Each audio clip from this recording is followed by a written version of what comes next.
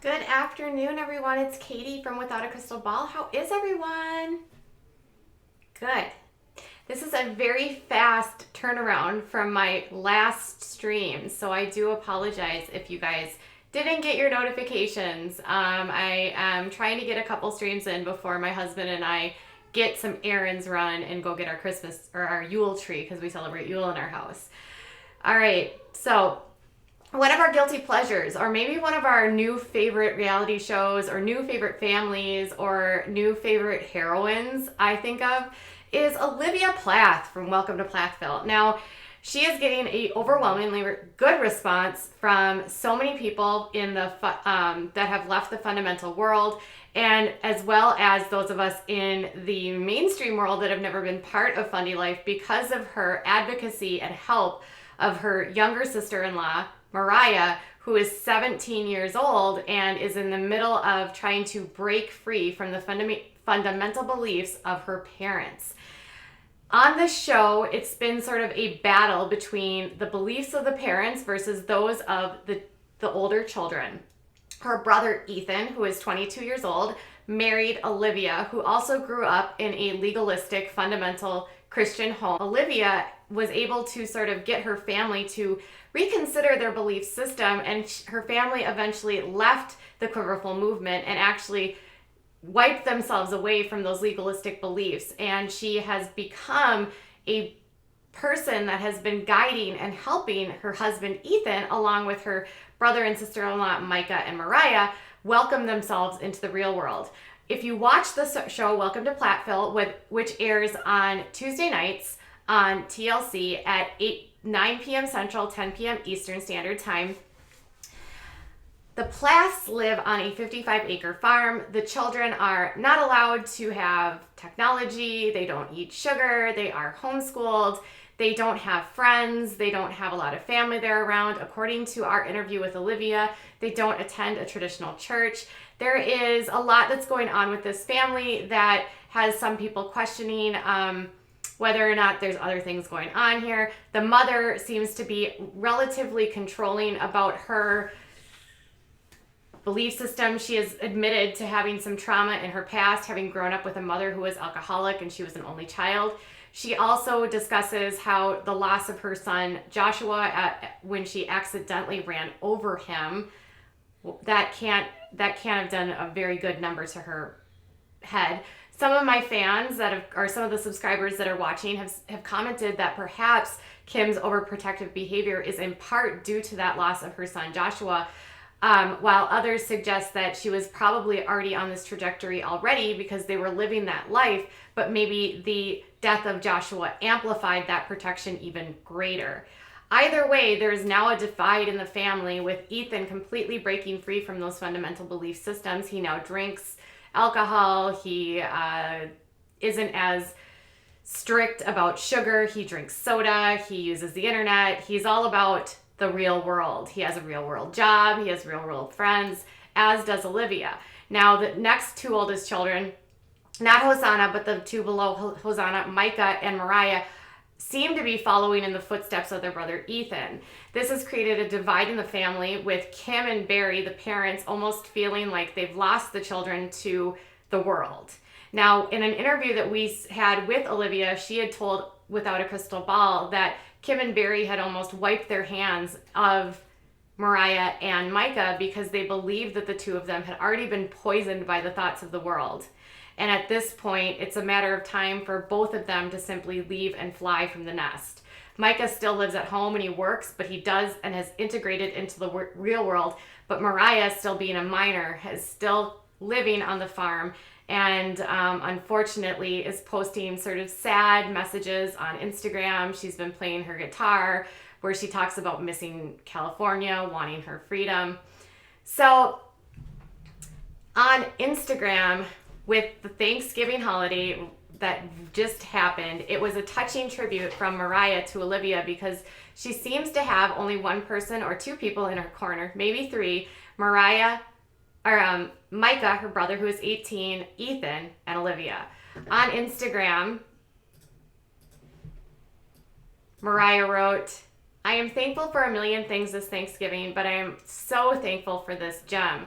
Olivia, thank you for being there for me in the times I've needed you most. I am blessed to know you for the real and beautiful you, and you certainly know me for the wild and crazy girl I am. I love you, sis. Happy Thanksgiving. And then she shared a photo of that and this. And then Olivia responded by saying, I love you, Moriah Jasper. And the comments to other people by other people were really sweet. Like, thanks for being so free and sharing your personality with us. Happiness looks good on you. Just beautiful. Wish I would have had you, Olivia Plath, when I was growing up. Live it up. So much to see and experience in the world. And then her brother wrote favorite girls, Ethan said. And he's like, she said, I've got the best brothers. And then others wrote, you deserve all the happiness you can find in this world. Live it up. And then another wrote, you and Olivia have captured the hearts of so many, including myself. It requires bravery, courage, and strength to take such a tremendous leap of faith. I truly commend and admire you for trusting your instincts and following your heart. So then over on Ethan's page, he shared a photo of his home that he shares with Olivia, and then a photo of he and his wife at a wedding.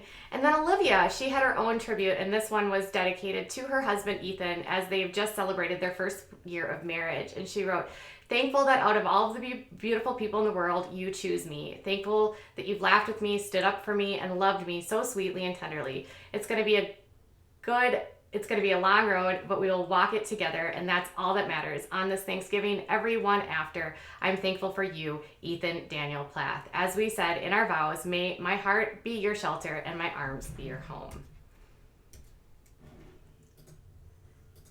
So it's actually nice seeing that despite all of this chaos that seems to be surrounding the family and related to the division around them surrounding Kim and Barry, that the kids at least have found solace in one another.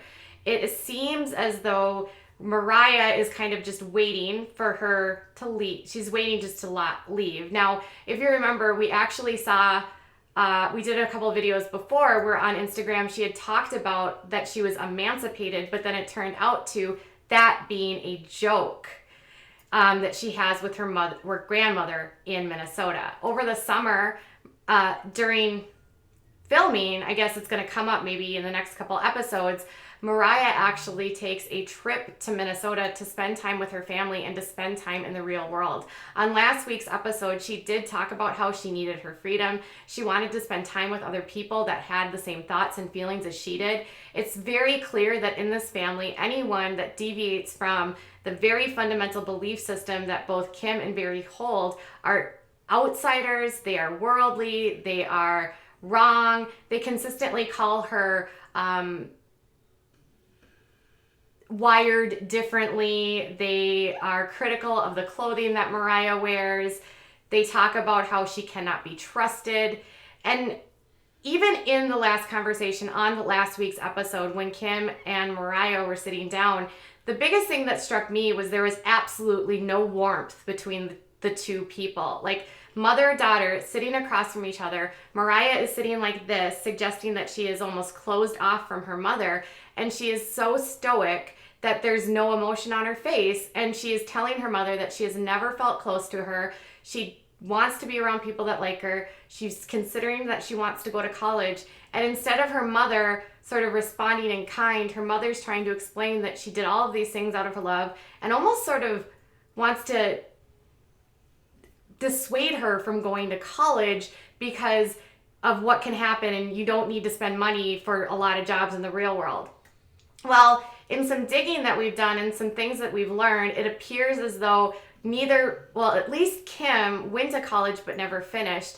Perhaps her lack of finishing college could play a factor in her not wanting her children to go to college.